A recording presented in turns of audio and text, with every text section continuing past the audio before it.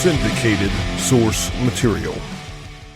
All right, ladies and gentlemen, welcome back to another episode of Syndicated Source Material. This is the 9th episode that aired on the Radulich In Broadcasting Network on Blogtalk Radio, where I discussed Superman versus Spiderman. This was released right before Thanksgiving of 2014, so we're in November of 2014, right at the end. The original length of this podcast was 1 hour and 51 minutes, so I've got it knocked down to a little bit over, I think, an hour and 15. You know, it's palatable and concise, I guess I would say. This is a live episode, as I brought on a guest by the name of Benjamin J. Cologne. It's his first appearance on Source Material in this episode. Benjamin is a fantastic artist. In 2020, he just launched his Twitch stream, which you can find at twitch.tv/epicbenjaminj. So check that out. You can watch him create some spectacular looking art and just be in awe of the process of watching it come to life.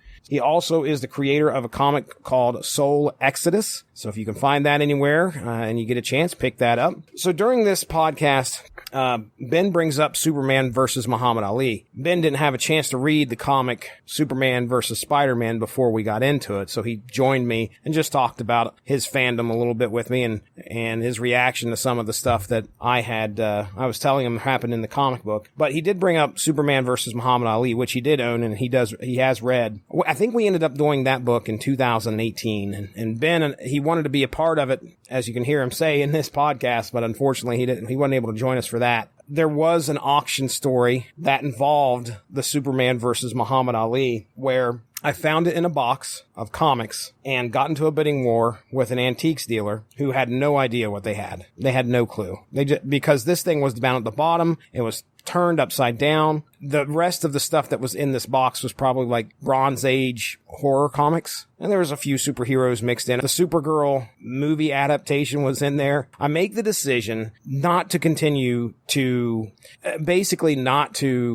bidding war against them. And the strategy was, and this is common, you can see this happen every once in a while at auctions, I was betting on the fact that they didn't know that they had what they had. So after they win the box, I go over to the lady and I say, hey, I was interested in that box, but really I was interested in only one thing, and that's that Superman versus Muhammad Ali comic. And she asked me, she goes, what will you pay for it? I knew it was a issue that was sought after. I didn't know how much it was sought after. So I just threw a price out there because really I was only going to spend maybe $20 to $30 on that box, if that. So I said, I'll give you $20 for it. And I thought that was a fair price. So that's usually what I was shooting for. They must have thought I was either lowballing them or maybe I was. I don't know. Because I didn't know the price. But she ends up comes back, talks to her husband for a couple minutes and says, how about 40? I'm like, I don't know if I can do that. And I knew that if I spent $40 on one comic, most likely my wife would not appreciate that at all. So I ended up turning it down. And about a year or so later, I end up regretting it, because unfortunately Muhammad Ali passes away. So that's my story of almost owning the Superman versus Muhammad Ali comic. Also, in this episode, I say that Superman has laser beam eyes. Just, take it easy on me. I know he has heat vision. I understand. I know Superman has heat vision. Okay. And one of my favorite moments editing this podcast today was the point where I get to describe the handshake at the end of this comic between Superman and Spider-Man. I'm going to call the handshake a Dutch Dillon. You will giggle when I explain to Benjamin what this handshake looks like. Trying to describe a handshake is goofy in itself, but this particular handshake was funny. Okay, enough of me blathering on here. Ladies and gentlemen, Superman versus Spider-Man. Tonight for Source Material, where the goal of the show is to present you with a summary of great and sometimes not so great story arcs out there in the comic book universe. That being said, the show is going to be full of spoilers. We're going to spoil the heck out of stuff. It's episode, 9? And this is the first time I think I've given a spoiler warning. And considering that is pretty much all my podcast is, sorry if I spoiled anything previously and you guys were like, wait a second. Well, tonight, folks, we are going to be doing another company crossover. Last week we did JLA versus the Predator or Predators. Needless to say, that just left kind of a bad taste in my mouth. Well, just a poor written crossover. So I thought today what we would do is we would go back and visit the first superhero crossover between the big two, between DC and Marvel. We're going way back to 1976 for a crossover between DC's Superman and Marvel's Spiderman. I did a little bit of research, obviously this comic book, I'd never read it until probably, I don't know, it was a good 3 or 4 days ago. So first time I had ever read it. I knew it had been out there, but I just never had a chance to really sit down and go through, sit down and have a chance to read it. I finally get a hold of it. I'm looking through it. At first I was like, man, this is the first ever crossover between DC and Marvel. According to the Wikipedia, though, I was incorrect. DC and Marvel actually did a book, a crossover, a year earlier, in 1975, I believe. I'm going to have to pull up the wiki. Of course, like I said, I did my research Wikipedia-wise. Yeah, it was the second crossover, and there was a joint collaboration on MGM's Marvelous Wizard of Oz between DC and Marvel. So, but this is the first ever superhero crossover between the two companies. And of course, we have the two flagship superheroes of each company coming together in one comic book. How this originally had gotten started, according to Wikipedia, is that in the early 70s, there was a literary agent, I'm quoting this mostly from Wiki, a literary agent by the name of David Obst, O-B-S-T. So he suggests to Stan Lee and editorial director Carmen Infantino that there should be a feature film crossover between the two superheroes. So imagine that. We're talking the 70s, early 70s, and he's coming to the heads of both of these companies saying, "Hey, why don't we get something together and do a film with both your guys' superheroes?" Oh, wow. Could you imagine if that would have actually went through? We'd be sitting here today not talking about the comic, but actually talking about that first film. The thing is that they decided obviously not to go that route because it was already into the planning for the Superman movie. Warner Brothers was already gearing that up. Marvel had the Spider-Man series of TV movies that they were doing, so they decided not to do that. But instead, and I think I might have mentioned this on a previous podcast, they decided to do a comic book instead. And granted, this is a groundbreaking comic book event, especially for 1976. I believe the cover date was January of 1976. Imagine being a kid back then, and imagine being maybe 20 years old and into comics, which was probably back then in the 70s. I don't know if it was easy to be into comics at that age or not, but imagine having 20 years or maybe 15 years under your belt of reading comic books and not seeing any type of a crossover between between DC or Marvel. And you always have those guys who you're talking to, Superman could beat this guy up from Marvel, and no, wait a second, Spider-Man could definitely beat so-and-so up. But knowing that the chances of those two companies coming together and actually putting out a book to where you could actually see it and hold it in your hands, probably going to be a rarity. Nowadays, crossovers, I wouldn't say they're too commonplace, but we've seen it a lot in the last 15, 20 years, especially with DC versus Marvel in 96. We got what we wanted. They gave us, here's your opportunity to pick who wins. So we were kind of spoiled in that retrospect. But back then, these guys were, comic book fans, superhero fans were clamoring for the answer to who would beat who and what would happen. Well, of course, that if they do this, they're not going to put one hero over the other. And we're talking Superman versus Spider-Man. Just right off the bat, I think if you're actually going to try and logically argue who's going to win this fight, I think we're going to all agree that Superman is going to come out on top if he's fighting Spider-Man. But we've got a book here that kind of lets us in on how the particulars would go down. So this is edited, I think, or at least it's put together by Stan Lee and Carmine Infantino. And I know I'm probably butchering Carmine's name there, so I apologize. So let's get into the creative team, okay? Writing was done by Jerry Conway. Jerry Conway, pretty popular writer, very well known for a lot of his story arcs that he's done on Justice League. He also done some stuff with Amazing Spider-Man, which I think is why they gravitated toward taking him and bringing him in to write the story. He had experience with both companies. He had experience with both heroes. So they bring Jerry Conway in and have him do the writing. The penciling by a guy by the name of Ross Andrew. There's a little bit of what I thought was controversy after reading the Wikipedia. Apparently, there was before this got published, Neil Adams, very popular artist, actually went in and redrew most of the major Superman figures that you actually see in the book. So he's not credited in the book. Neil Adams is not credited anywhere. They still kept Ross Andrews' name on there. But Neil Adams went in there and touched up. Well, they say he redrew the major Superman figures. So I would have liked to have seen what the art was prior to Neil Adams getting his hands on it. I don't know if they just didn't think it was good enough or what exactly. And also, John Romita Sr. had his hands in redoing some of the Spider-Man figures. Or no, they said Marvel faces. I think we have a caller here, so give me just a second. This is Benjamin Colon, friend of the Radulich In Broadcasting Network and talented artist. I appreciate you calling in, man. Have you had a chance to catch what I was talking about so far? Yeah, I caught some of it. I wanted to call in while you're still talking about artists and before you get too much into the plot.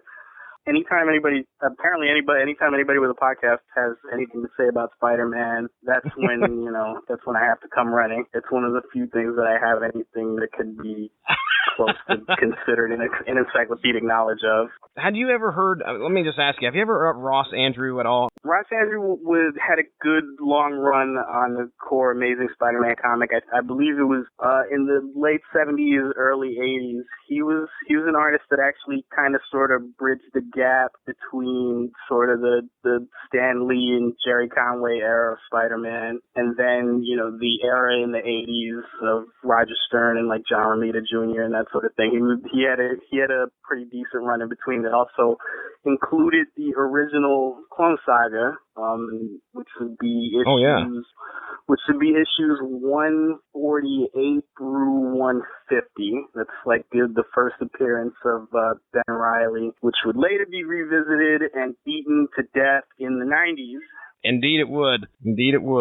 I remember going to the library and I picked up this thick book and I was like, what is this here? This is Clone Saga. Sweet. I mean, it's huge. And it said it was volume 1. I'm like, oh my gosh. They really ran that one. They tried to get their money's worth out of that, and one of the biggest criticisms of that story is that obviously it ran too long. And I can't say I disagree, but hey, it is what it is. It's definitely, I don't know if I'd call it a dark part of Spider-Man's past, but I mean, it was rough. I can tell you that much. At the time, we all thought it was as dark and as bad as Spider-Man could possibly get. Little did we know that about 10 years later, it would get so much worse. You'd said you'd never had a chance to read this. I mean, we're just going to go ahead and put that out there right up front. I mean, you never had a chance to read it. I don't know if you just by chance within the last, since I last talked to you, if you snatched it off Google Images or something like that. But is this one of those things that you really wanted to get your hands on, actual physical copy at some point in your life? Is this treasured by any means by you? Yeah, absolutely it is. It's the historic, significance alone, but just the fact, anybody that's heard me on any of the Radulich shows before knows what a big Spider-Man fan I am, and I also like Superman a lot too. I'm not as well versed in Superman as I am in Spider-Man, but it's a big deal, and it's actually a very rare comic. It's what they did a couple of these they call them treasury size. I don't remember the exact dimensions, but they're the size of like a really gigantic coloring book, which is the kind of stuff that you want, which is the kind of thing that you want when you've got, artists this good involved. And this is basically the all-star game for Marvel and DC, because everybody, all of the biggest names of their day were involved in some way in this book in some capacity, like you mentioned all the heavy hitters that had their name on here. Stan Lee, of course, and then Carmine Infantino from DC. Neil Adams had a hand, and it shows because if I'm somebody that I artists that I'm familiar with, I can recognize their style from a mile away. So even on the cover to this book, you can tell that Spider-Man was drawn by Ross Andru and probably inked by John Romita, and then Superman is pure Neil Adams, which is kind of contrary to what it says in the Wikipedia page and who's credited with the artwork. I'm going by what I know of everybody's style at the time. I could be wrong, but that's what it looks like for me. I will suggest something to you for a future episode if you're interested. And I actually do have this book because it's not. It was actually re-released in hardcover a while back, but it's one of Neil Adams' best bits of artwork, and it's actually. Swear to God, this exists. I don't know if you've heard of it, but it's Superman versus Muhammad Ali. Oh yes, I've seen that, and I have no idea about the plot or anything like that, but I know it exists. I think I wish I could say where I first saw it. I'm sure I saw it on the internet somewhere, but anyway, that's Neil Adams. Yeah, it's Neil Adams, and I consider like one of the best things he's ever done. It's the most off the wall story you can imagine. It's Superman versus Muhammad Ali, and there are aliens involved. So Oh my gosh! I can tell you, I can see the cover. I know the cover because is Superman on the ropes or on the cover? I can't remember if that's what it looks like. Gosh darn! This is why it helps that I'm 2 feet away from my bookshelf. Yeah, grab it because I cannot remember specifically what it looks like, but for some reason I'm picturing Superman on the ropes and Muhammad Ali. Okay, all right, tell me what it looks like. It's just both of them squaring off against each other like in a boxing ring. I think, and this is how we can get back to the Superman Spider-Man comic. There was, I think, in the Superman Muhammad Ali comic, and in case you want to do this as an actual episode, I won't get into it too much, but there was some discussion, I think, with DC and with Ali's people over how to portray Ali in the book and how to portray Superman and how to not necessarily make one in the comic look particularly weaker or to be, to look particularly less, strong than the other. So it was kind of a balancing act. They did a good job of it. And there was something similar going on with the Superman and Spider-Man comic, if I remember correctly. This is not on the Wikipedia page, but I do remember reading something about it. It's a little bit similar to if you've seen Who Framed Roger Rabbit, when the scenes where Bugs Bunny and Mickey Mouse appear at the same time. Warner Brothers and Disney contractually agreed in that movie that each character had to have exactly equal screen time. And that was a concern, I think, with Superman versus Spider-Man, was that each character had to be represented relatively equally. And that also had, is probably why, their heavy hitter artists got involved, Romita for Marvel's side and Neil Adams on DC. They each company, each company wanted to put their best foot forward with this because it was their two flagship characters in a crossover together. So yeah, I could just imagine what the meetings were like. Like I said, according to the Wikipedia, they had brought it, this was the early 70s when it was brought forward. I mean, I don't know how long it would have took to plan, but I'm sure that they probably, one side is like, oh, wait a second, you can't do that. We really don't want that happening to Superman, and Marvel's coming in there and saying, well, that makes Spider-Man look like a douche or something, something like that. So I could just imagine what it was like. I'm really surprised. That was one of the biggest surprises for me, was the fact that they did this in the 70s, just because, I mean, granted, it was probably inevitable that it was going to happen at some point. And we're talking, about 15 years after Silver Age Marvel, or around that part. So, but again, I'm sure that the freaking talks were just unreal. But story-wise, they did a decent job when it comes to the story. I thought there would be so many concessions on both sides that the story would really suffer. When we get into this story, I really don't think it suffered that much at all, to be honest. And they did a great job, just like you said, putting both their best foot forward and trying to get a story out there. One of the goals for the main goal for both companies was to make money. When they put this out there, their intent was to have a blockbuster comic on their hand. Just like you said, it was oversized. It was pitting, Superman versus Spider-Man. The cover says it all.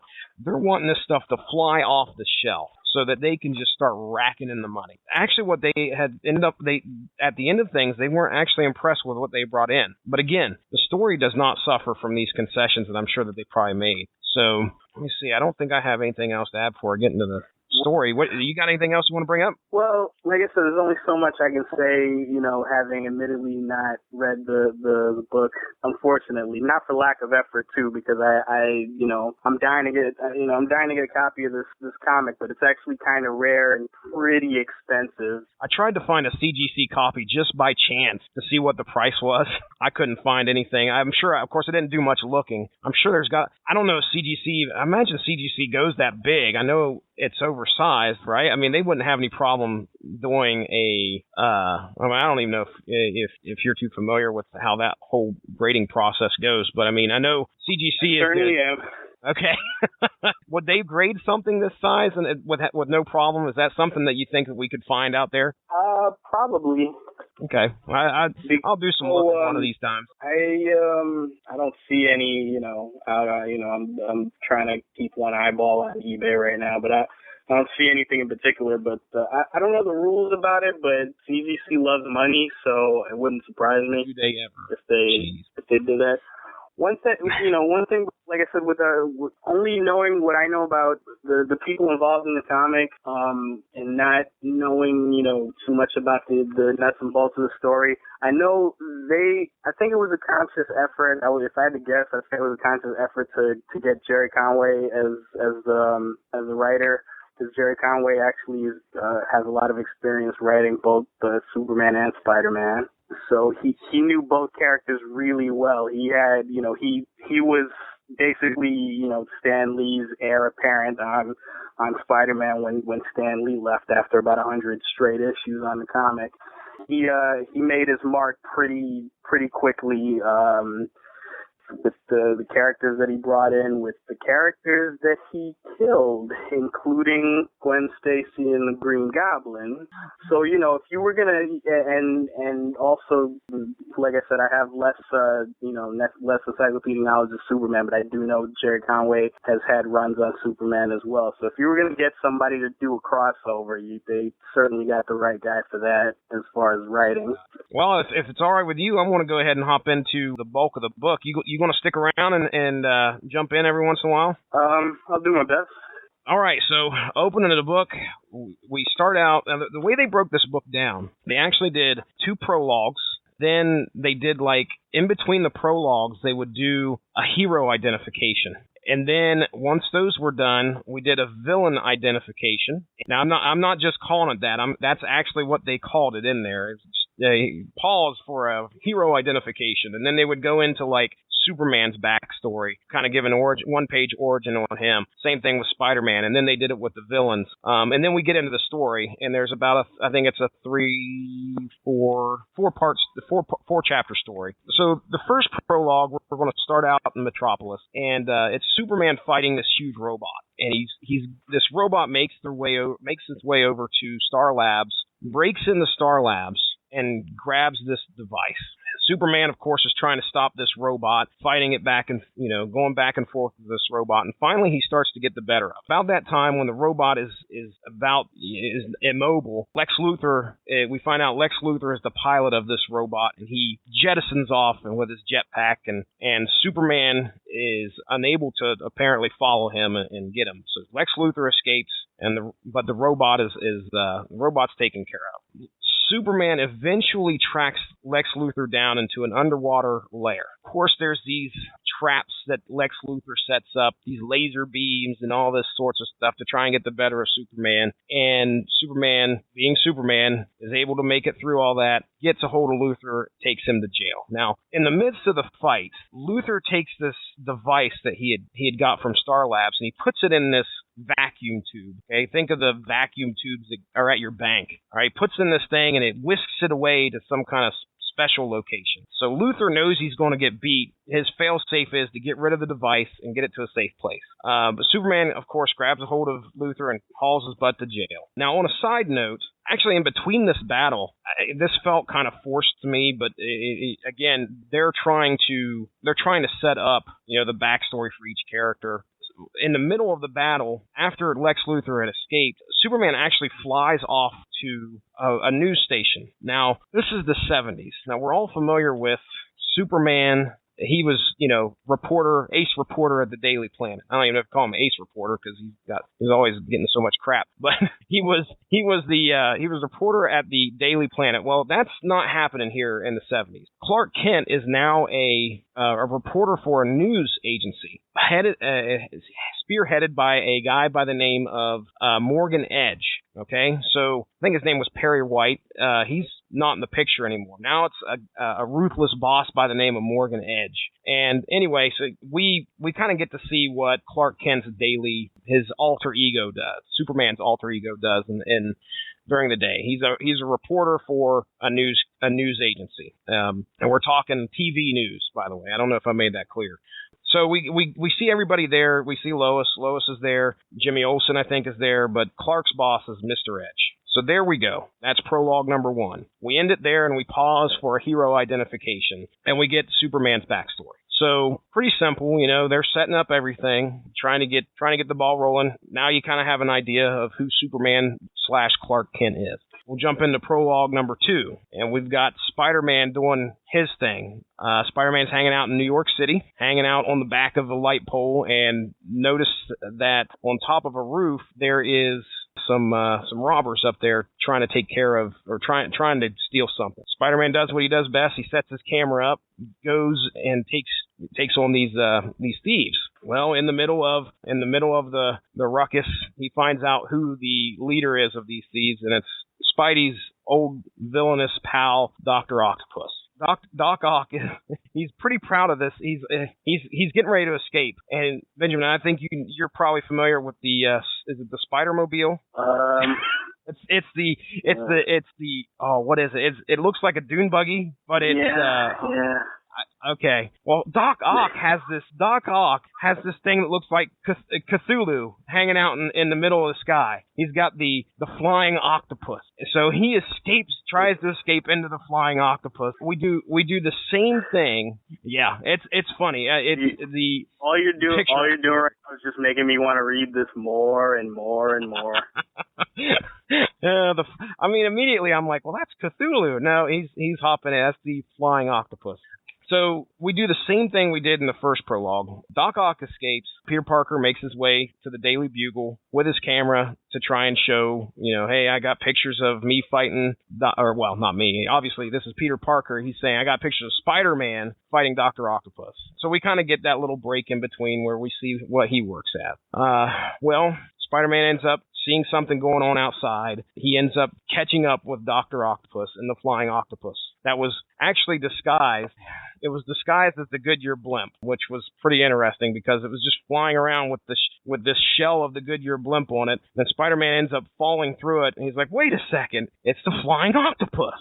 So Spider-Man gets in there, gets a hold of Doc Ock, promptly beats him like he should. Off goes Dr. Octopus to jail. Okay? Now we're going to pause again for hero identification, and of course we get an origin story and familiarize our readers with Peter Parker, the spectacular or the amazing Spider-Man. For those that don't know, I know me and Benjamin are pretty familiar who these characters are.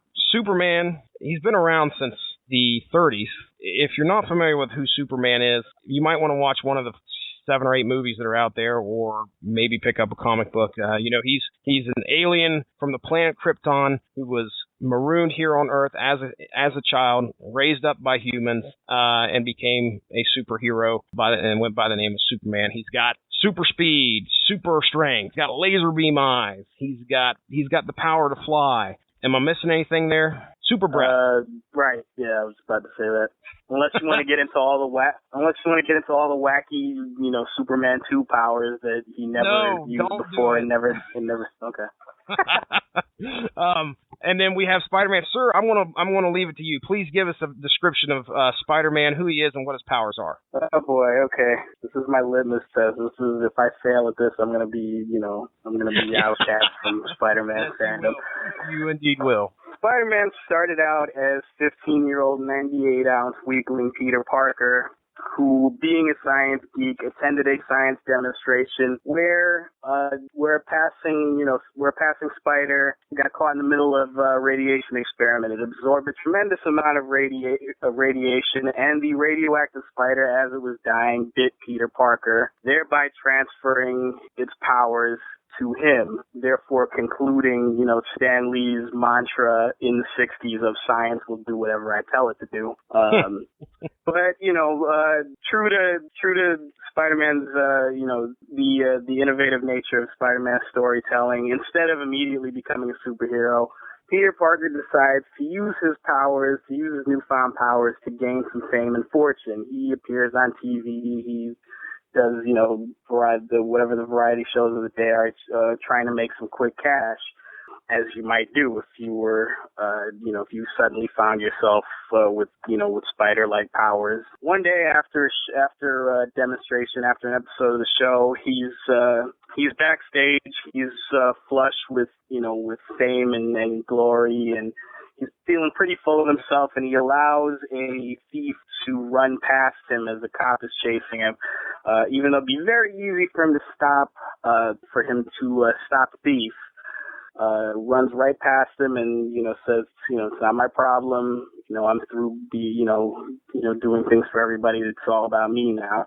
And that thief ends up killing his Uncle Ben, which he later finds out, tragically, ironically, the thief that he could have easily stopped ends up murdering one of the few people he loves. He vows from that point on to use his powers, that with great power comes great responsibility, and that he has to use his powers to help people. Power-wise, Spider-Man's super strong. Not as strong as Superman, but pretty damn strong. He can stick to walls. He's already a genius, so he actually creates his own web fluid that he shoots out of mechanical web shooters that he attaches to his wrist.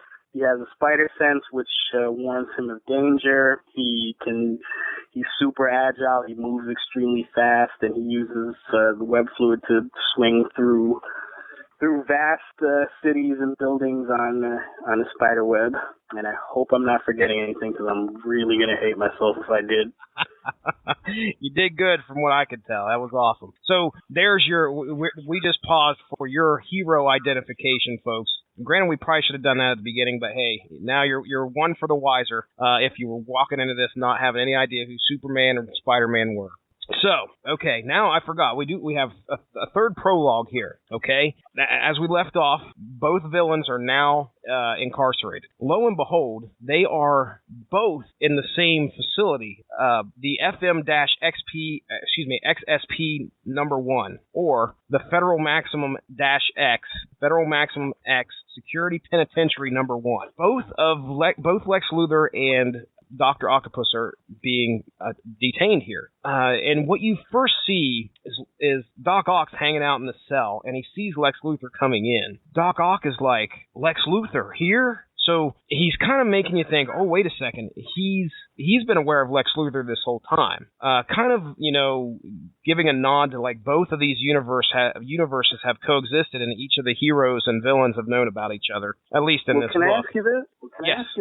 I don't know if I apologize if you mentioned this before. I might have missed it. Does it say the place where they're being detained? Is this like in Metropolis, or is it in New York City? Do they say? No, it's actually in a place called Deming, New Mexico. So way out, way out west. Because this is the thing they do. This is the thing they do alternatingly with like Marvel and DC crossovers. I'll make this quick. Because sometimes Marvel characters and DC characters, depending on what the story is, sometimes they'll be straight up like two completely different parallel universes.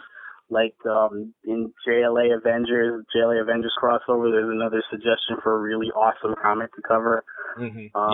Yeah, they're from alternate universes, and then sometimes it's just New York City, and like, you know, the various fictional cities in the DC universe are just different cities in the same United States, in the same universe. Like, I think when they did Spawn Batman, I think they basically just took place in the same universe, and like Gotham City and New York were just two different cities. So that's kind of weird. There's no hard and fast rule about that. I think it's just whatever, it's up to the writer most of the time, whatever they decide how to play it.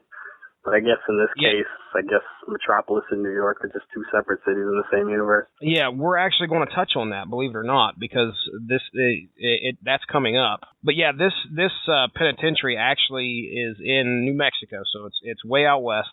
Dr. Octopus is, you know, surprised that he sees Lex Luthor, but you could tell that he kind of recognized him. So, you know, there's definitely that. So as they're sitting there, they're bantering back and forth about how they got in there. And there's one quip about how they should trade enemies. And Doc Ock, by the way, he still has his arms, but his appendages, I guess you'd say, they're depowered. At first, when I saw the panel, I was like, well, what? You stick Doc Ock in a freaking cell and you keep his arms, but obviously somehow they depowered him. And they do some kind of crazy stuff where Lex Luthor has like this fake set of skin with a bunch of crap underneath, and it's like some kind of like power reactor. That's how they escape. And the power reactor, it ends up activating Doc Ock's arms. Doc Ock's able to break out of prison, and he grabs Lex Luthor, and off they go. So, of course, our villains are going to escape. We're only in the third prologue here. I mean, come on. But anyway, off goes Doc Ock Lex Luthor riding on the back of Doc Ock, which is a pretty funny panel in itself. But apparently this panel, and I saw this again, I remember reading this because I just read this story a while back, Avengers Forever. This panel where Doc Ock is carrying Lex Luthor actually shows up in that book in issue number 8, because they're talking about Kang the Conqueror and about all these multiverses and all this other stuff. But anyway, one of the things that shows up in that book is in fact Lex Luthor being carried off by Doc Ock, which is pretty dang cool. So anyway, now we pause for the villain identification. Doc Ock, I'll just give you the quick. Actually, I'm going to let you do that one, Ben, if you'd like to. Benjamin, if you'd like to, I'll go ahead and do Lex Luthor here. And Lex Luthor is a villain of Superman's. No superpowers, as far as I know. Just an evil genius. Blames Superman for just about all of his failings, and this sworn revenge has become a mortal enemy of Superman. Like I said, evil genius, able to make up contraptions such as the robot we were talking about at the beginning. And go ahead. This is still the 70s too, so it's still the Silver Age where. And it's pre-Crisis on Infinite Earths, where Lex Luthor is still like an unapologetic, you know, mad scientist, full-on mad scientist, wacky inventor, you know, creator of all these wacky death machines. This was back when that was the thing to be afraid of when it came to creating a supervillain. And then after Crisis on Infinite Earths, they turned Luthor into the thing that everybody in the 80s feared, which was a yuppie and a billionaire businessman, which terrified everybody in the 80s, so that made sense. Anyway, just an aside. Well, they make a mention here, and this was something I wasn't aware of. They talk about Superboy. He says his childhood friend Superboy wait a second. He says, like Octavius, he too was the victim of an experiment gone wrong, this time indirectly because of his childhood friend Superboy. As a result of the disaster, Luthor lost all his hair permanently. Well, that pissed me off. And the shock of this, coupled with the explosion itself and the loss of a vital experiment to create life, caused Luthor to hate his former pal. So Superboy, yeah, I'm not too familiar. I can tell you right now, right off the bat, I'm not too familiar with Silver Age stories. The stuff you just laid on me there was something that I wasn't aware of. I didn't know there was that much of a change in between him and after Crisis. So, but anyway, there is Lex Luthor. If you would, sir, please give us your take on Doc Ock. Okay, Doc Ock. Dr. Octopus, Otto Octavius was I believe he was a nuclear physicist. of some kind. His stock and trade was dealing with, radioactive isotopes, different, highly volatile chemicals, and that sort of thing.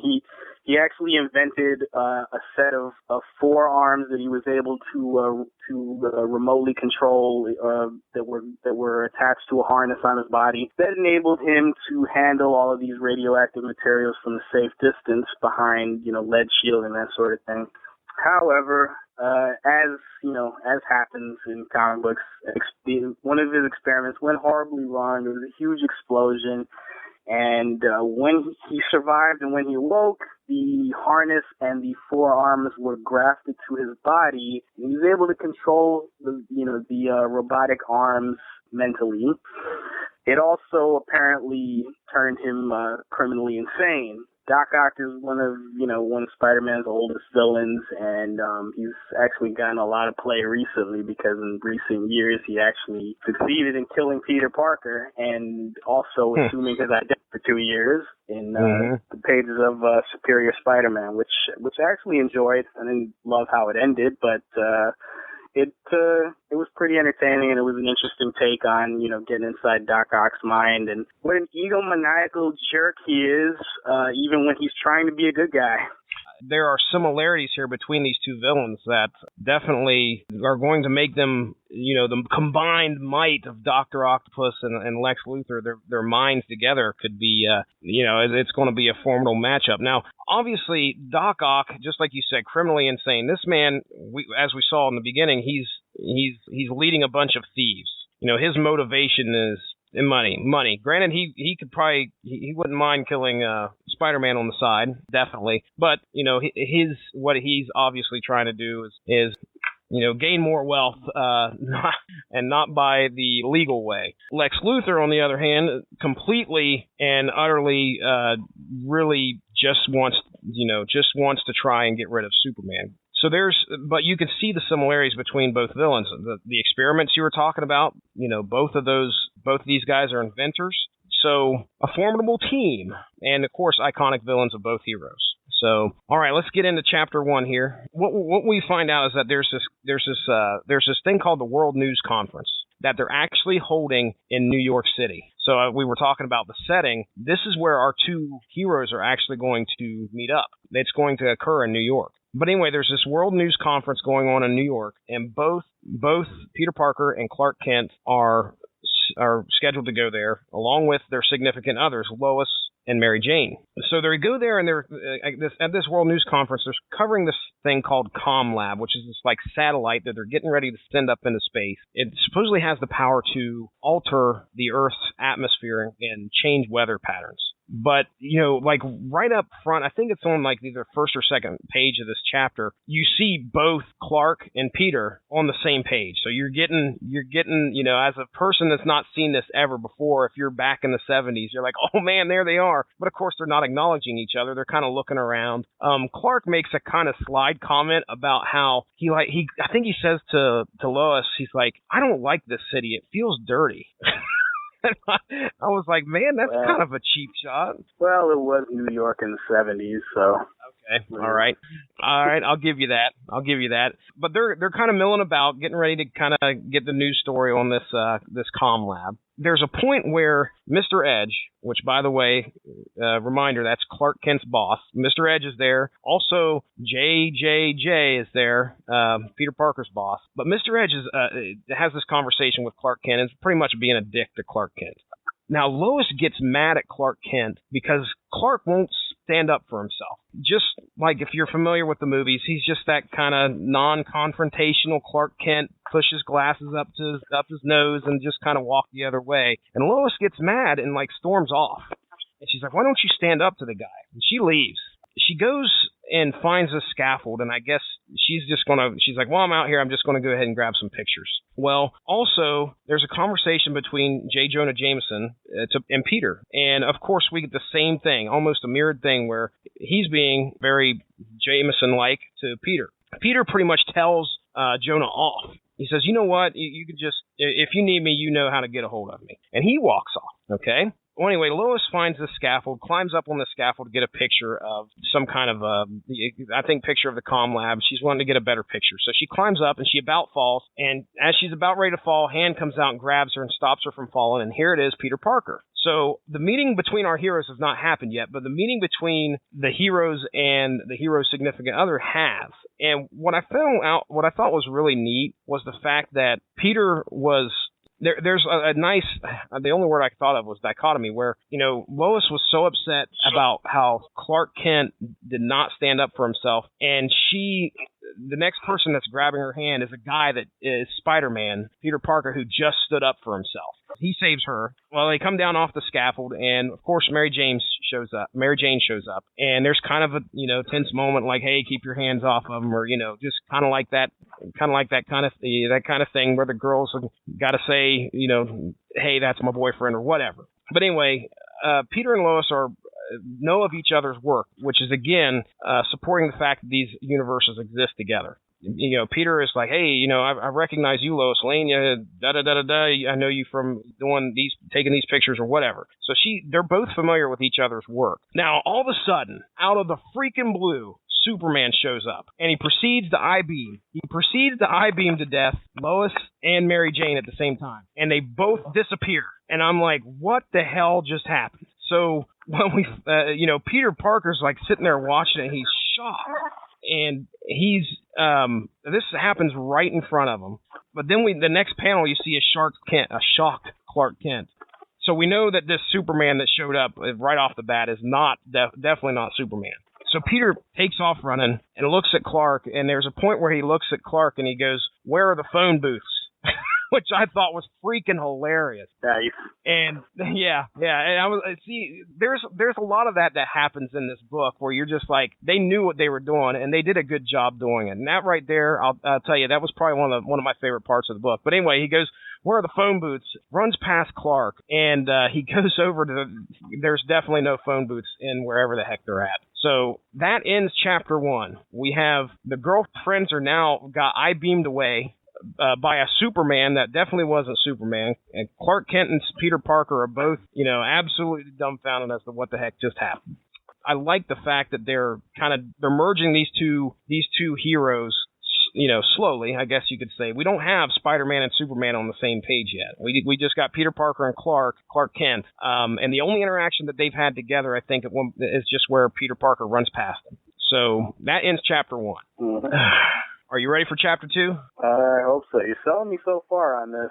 Like, I'm really gonna need to go. I'm really gonna need to go looking for this, like, soon. It's definitely. I mean, just like you said, it's an iconic piece of comic book history, to be honest. Just because of the fact that it's the first crossover between the superheroes. That alone, wanted me to get a hold of something like that. But all right, we'll get into chapter 2 here. So Peter Parker goes to the top of this building that they're in and changes into his Spider-Man costume. Immediately runs out on the top of the building, and there's flying in midair is Superman. Superman is familiar with Spider-Man's criminal history, albeit that's not what's actually, he's always been branded a criminal, especially by the Daily Bugle. So Superman kind of wonders if Spider-Man is not behind what just happened to his girlfriend. Both of these guys have heard of each other, again, supporting the fact that, these universes coexist. But again, Superman is thinking that Spider-Man's a criminal, but he has his doubts. We find out that in a side panel, way far away, watching as Spider-Man and Superman kind of square off, here is Lex Luthor and Doc Ock, and Lex Luthor is taking this mask off, where apparently he had flown in as Superman.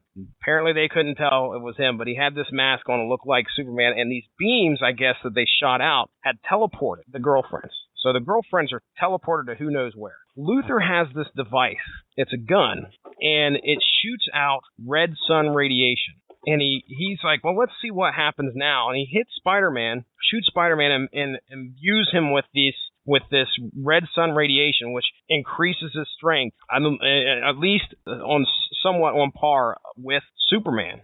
So Spider-Man and Superman are kind of at our odds here. Now Spider-Man's got some strength to back up his agility and everything else that he has. spider sense, all that good stuff. I think from what I can see, the first blow is thrown by Spider-Man. He clocked Superman right in the face. Spider-Man is actually surprised that he's handling Superman so well. He's like, I can't believe I'm doing this. He has no idea he's been hit with radiation. No clue. So they start to tussle and they have themselves a decent fight. Okay, Spider-Man's actually getting the better of Superman during this battle. Finally, after a few back and forths, he ends up pissing Superman off. Superman takes his fist, and there's a panel where he's just about to hit Spider-Man in the face, and then he stops short. And he's thinking to himself, if I hit him with my full force, I need to calm down right now, because if I hit him, I'm going to kill him. So he pulls his punch, and he hits Spider-Man, and Spider-Man goes flying. Ends up actually, I think, going flying through a couple buildings.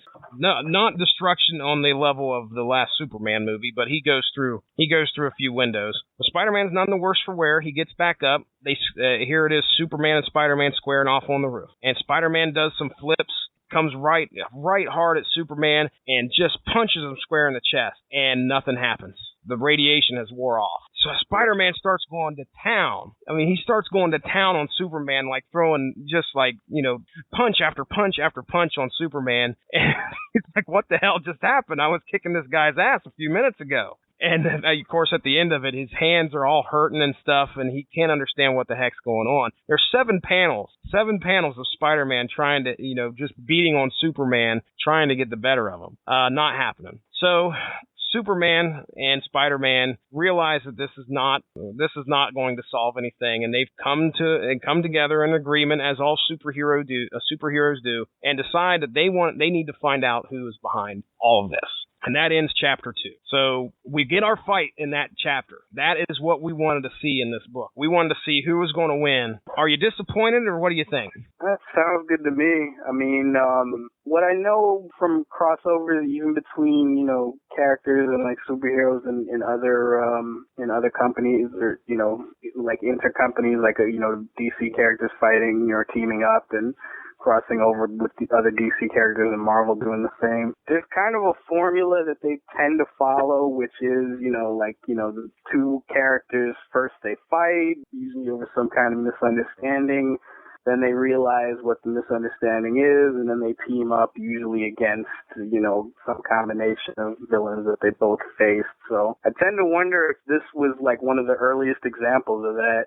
At least, as far as like, the, inter-company crossovers type of thing. It's a pretty tried and true formula. It's been done a gazillion times, but I mean, for its time, this was probably a lot more, fresh and a lot more groundbreaking than it has been since. And when you have, and even when you're beating that formula that's been done before, if it's under a good writer, it can still be interesting, because you got to figure out ways to make it interesting. You got to figure out ways like Superman is clearly way, way, way stronger than Spider-Man. So the question is, like, how do you make it an even fight and an interesting fight?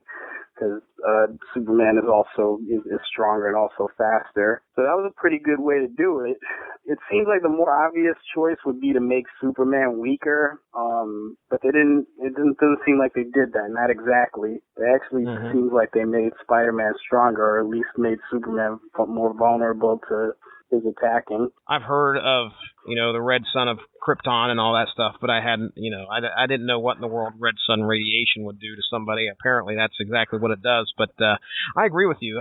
It would have been interesting to see Superman be more vulnerable than Spider-Man becoming somewhat, invulnerable for a short period of time. That would have been actually really cool. I'm just going to go ahead and throw this out as a spoiler.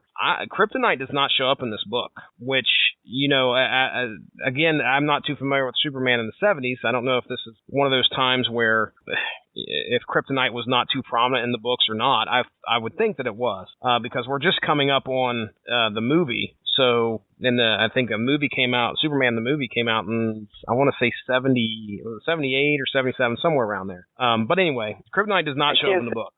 I can't say why for sure either. I can make a guess because I know in the Gold and Silver Age, kryptonite ended up getting used to death in all kinds of Superman stories. So I can see by this point them just saying, you know, let's try to come up with something else. Yeah, they had all sorts. I know they had all sorts of colors. I mean, there was. I know black, and the only reason I know black is because of Smallville. I think there was. I remember that being one in Smallville. There was red. I think black was the one that turned Superman like evil or bad. But yeah, you're right. I remember there was all sorts of colors of kryptonite. So yeah, I could definitely see that, them saying, okay, we're just going to cut back on this because again, you see Superman on the cover and he's facing Spider-Man. You're thinking, well, Superman's going to get hit with that kryptonite again. Something's going to happen, and he's going to be weak. And that was so cookie cutter back then. Very good point. Very good point. So let's go ahead and get into Chapter 3 here. Chapter 3. So Superman and Spider-Man are now joined forces. Now they gotta find their girlfriends. Clark's girlfriend, which by the way I don't think we covered it. Lois is Clark's girlfriend. Mary Jane is Spider-Man's girlfriend. So they gotta go find the girls. What they end up doing is they track down the headquarters of those who had tricked them, and they want to go face off and get Doc Ock and Lex Luthor in jail. What they end up finding out is that they go to this headquarters. There sit the girls, and there sit the villains. But what they end up finding out is that the villains are actually holograms, of course. So they end up getting into the computer banks of the place and they find the location from where the holograms were coming from, which happens to be Mount Kilimanjaro. Now I'm just going to go ahead and say this chapter takes off in a weird. It just has some weird stuff. This is one of those chapters where it's like they had to throw something in there because they end up flying to Mount Kilimanjaro and they encounter this group of tribal people by the name of, they call them the Maasai tribe. Masai. And they're asking the Maasai tribe about the villains. Hey, you know, have you seen Superman? It's funny because Superman shows up and he's talking to this guy who's, you know, got the tribal headdress on and everything like that. And he goes, "My friend and I have come from the sky seeking two evil men. One is a man of many arms who," and then all of a sudden the tribal guy looks at him and goes, "You're Superman, aren't you?" It's funny because Superman's just sitting there. But anyway, so he talks to these guys. They get a guide, this guide who's going to take them to where the villains are at. A guy by the name of Nuchaka. Now they get to where apparently they had last seen the villains. And they get attacked by another guy, another Maasai tribalman, who was imbued with the red sun radiation and has this blade that actually ends up cutting Superman's hair. So he's got this super powerful blade, but they end up beating him by combining Superman's heat vision and Spider-Man's webbing to make it as hard as steel, and they wrap this guy up in this steel webbing. They conquer this, or they beat this bad guy. Again, this is like one of them things where they just kind of felt like, we got to throw something in here. Obviously, the point of this chapter is to show Spider-Man and Superman working together. And of course, they're right at the end where they use the heat vision and webbing to combine it to beat the bad guy. They beat him, put him out, and he's all wrapped up in the webbing and stuff. And they enter the secret hideout that they had found. So they're now entering another lair that is where Lex Luthor and Doc Ock was. And that's the end of Chapter 3. We got the next chapter, which is Chapter 4, and this is our final chapter. We're going to have our knockdown drag out between our heroes and our villains. You got anything you want to add before we get into that? Anything else? Anything there that you feel you need to say? It's hard to believe that up to this point in the story that had teleportation rays and weird radiation powers, that it could get even weirder.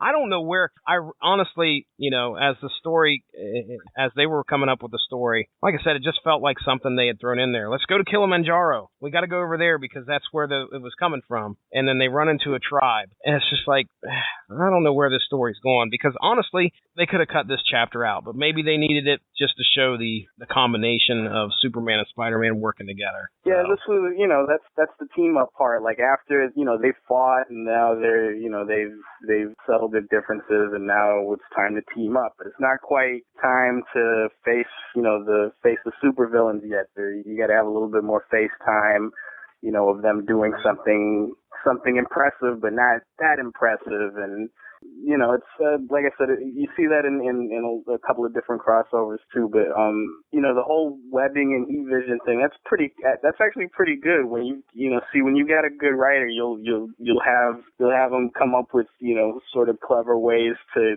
combine superpowers or combine attacks and that kind of thing. That's the kind of thing that will set apart like a good crossover from a really generic one. Yeah, and again, I'm looking at it from a guy who's been, reading crossovers since the 90s. This is 1976. I mean, really what we're getting here story-wise is, I think, a great story for something this old, in my opinion. It's up there. So, but yeah, I agree. It's definitely giving them FaceTime and showing them how they can work out together for sure. All right, our final chapter. We open up with Doc Ock and Lex Luthor in space. They're flying one of these Lex Luthor jets into the Injustice League headquarters, where apparently the Lois Lane and Mary Jane are stationed, held captive. Now we get an interlude here. This was pretty funny, but we get this little interlude where Jameson and Edge are at a bar, okay, and they're basically just trading, stories, but most of it is them bitching about their employees. So yeah, I heard one's about like this part. Yeah. I mean, it was funny to read because, he's like, let me find the panel here real quick. He says, I would trade you something like something they're both talking about how neither one of them is ever around when something crazy goes on or something like that. Yeah, and they're worthless reporters. I mean, it's funny because these two guys are sitting there and they're griping about these two heroes that are just about to save the world. People, Jameson and Edge, have no freaking clue as to what's going on. But as they're sitting there in this bar, they look up and they see this. They got the TV up in the corner. They're kind of keeping an eye on that, but they're sitting there having this conversation. All right, now we're going to flash back to the first chapter. Lex Luthor had that device. Well, now he's got this device, and what has happened is ComLab, that thing that could control weather, has been launched, and it's actually in space now. This device gives Lex Luthor complete control over ComLab. His plan is to wreak havoc with this laser, change the weather patterns for the world, and pretty much destroy the world. Now, shortly after that, Superman and Spiderman have stolen one of Lex Luthor's jets, space jets or whatever you want to call them, and are making their way up to the Injustice League headquarters. So they've found out where these guys are, and they're hot on their trail. What ends up happening, though, is they end up getting, before they can get there, they end up getting knocked out. I think Superman gets hit with some lasers. Spider-Man, I think he loses oxygen, and he's knocked out. So when they wake up, they're both on the Injustice League headquarters. And, of course, we have Lex Luthor, who's sitting there gloating about the fact that we finally won. We're going to destroy the Earth, and we've beaten you guys. Spider-Man and Superman get up. They're still a little groggy, but there's a fight that ensues. What's interesting is that they kind of switch opponents. Just like they were talking about at the beginning, of the villains were saying, we need to switch our enemies and I'll take out your hero, you take out my hero. Well, that's going to happen here. Superman is actually going to fight Doc Ock. Lex Luthor is going to fight Peter Parker. Well, Lex Luthor, in the midst of this fight, he cuts the artificial gravity, and they all start floating around. And just like you said, Stan Lee's science does whatever the freak I tell it to do. The artificial gravity's been cut, and I made a point to put in here. They really, you could feel that Marvel influence on the whole science thing. But regardless, during the fight, Superman sees that there is a tsunami that's heading toward the East Coast.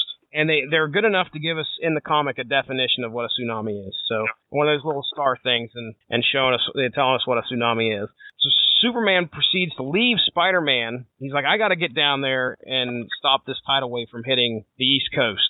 Are you going to be good? Spider-Man's, I've got it. There's a panel here that I thought was so funny because Superman's on his way out. And I posted this on the Radulich In Broadcasting Facebook page. He's on his way out. Spider-Man's yelling at him. He's like, you better get a move on, Superman. And Superman says, can you hold the fort alone? Spider-Man says, does Warner Brothers make movies?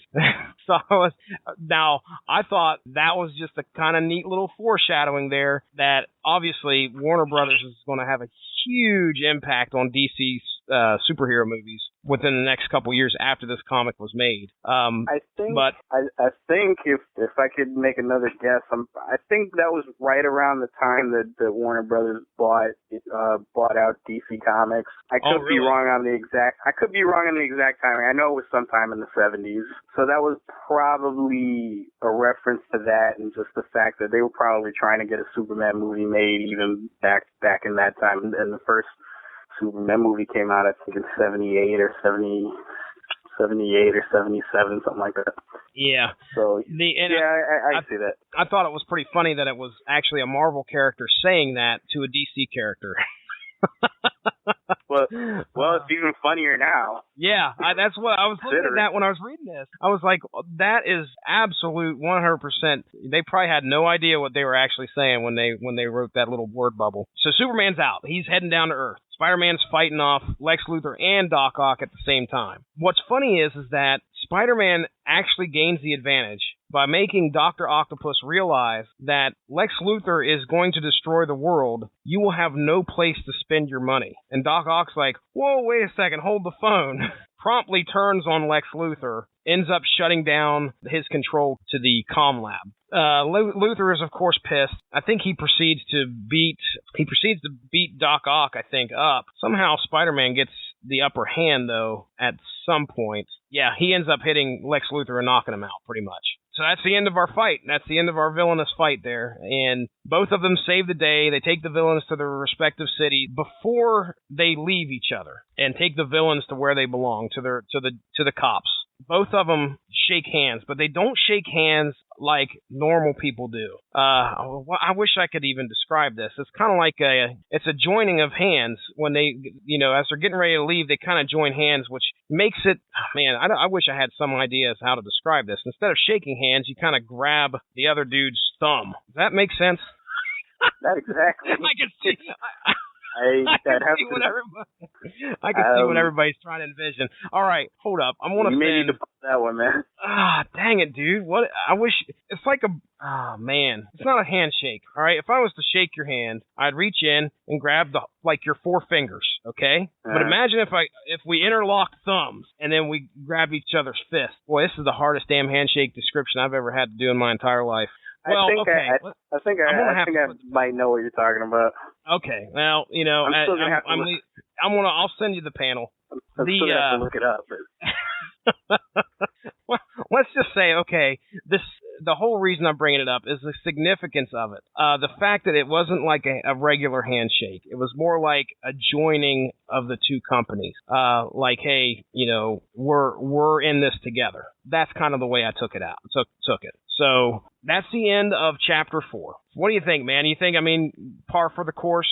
Villain, anything stand out to you there? Yeah, I missed when Doc Ock basically gets talked into turning on Luthor. Who was it that basically convinces him? I missed that one. Spider-Man. Spider-Man says, hey. Okay.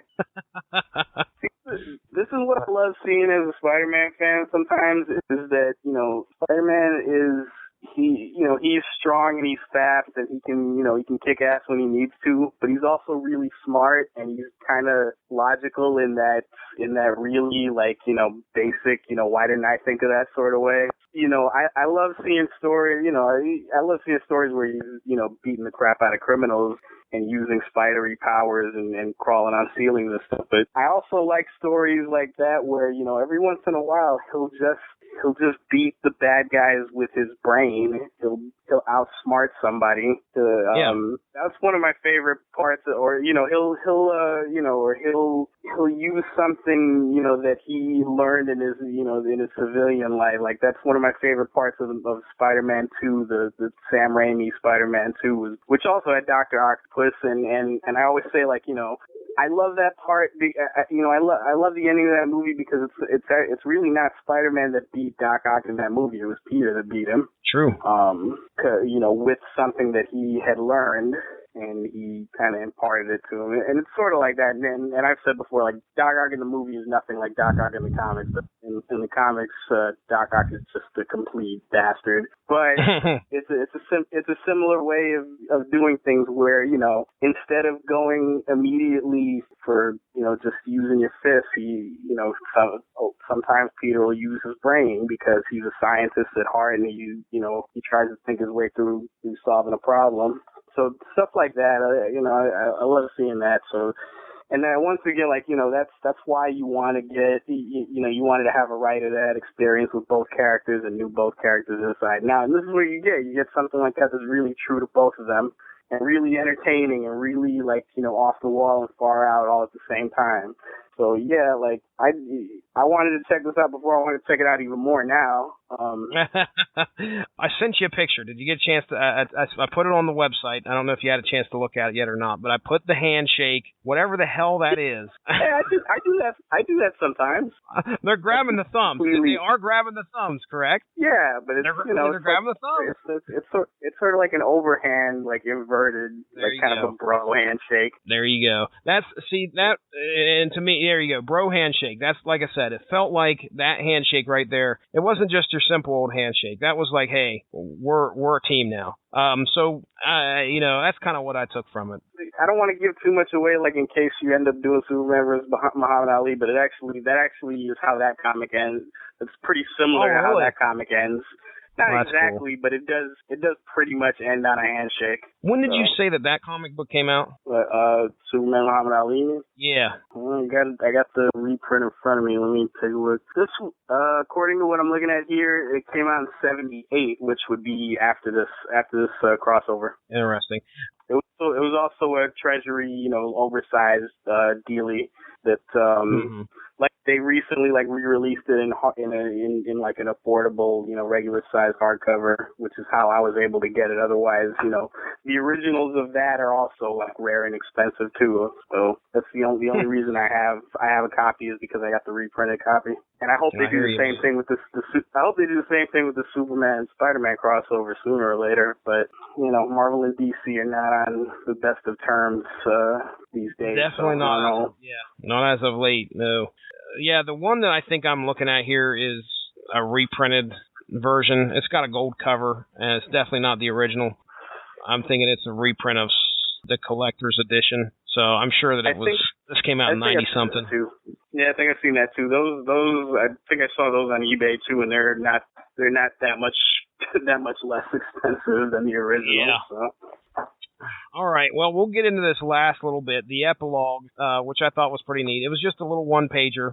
What we find out is that both Clark Kent and Spider-Man set up their equipment to record this whole battle, or the portions of the battle that they could. Clark somehow had fashioned a video camera somewhere so that he could record certain parts of him looking good as Superman, and so did, of course, Spider-Man with his camera. So they got the camera, they got all this footage, and they got the story, and they present it to their bosses, which their bosses, by the way, are still hanging out in the bar.